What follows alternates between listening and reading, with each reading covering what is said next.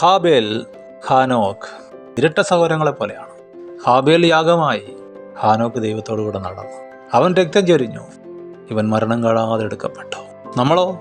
യേശു കർത്താവ് കഷ്ടം അനുഭവിച്ചു, നമ്മൾ സൗഖ്യം പ്രാപിച്ചു. അവൻ ക്രൂശിക്കപ്പെട്ടു, നമ്മുടെ മരണം മാറി.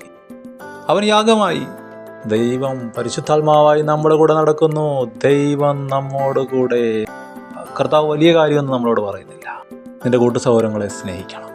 അവർക്ക് വേണ്ടി മരിക്കൊന്നും വേണ്ട, പക്ഷേ ചെറിയ പെയിനൊക്കെ നീ എടുക്കണം. അവർക്ക് വേണ്ടി ചെറിയ കുരിശുകളൊക്കെ നീ ചുമക്കണം. അങ്ങനെ ചെയ്താൽ സഭ ജീവനുള്ളതായി ഇന്ന് നടക്കും. നിന്റെ സാക്രിഫൈസിലൂടെ അനേകർ കർത്താവിൻ്റെ കൂടെ നടക്കാനിട വരും. അവരും അതേ മാർഗം പിന്തുടരും. അത് അനേകർക്ക് വിടുതലാവും. പരിശുദ്ധാത്മാവ് നമ്മുടെ കൂടെ വസിക്കും.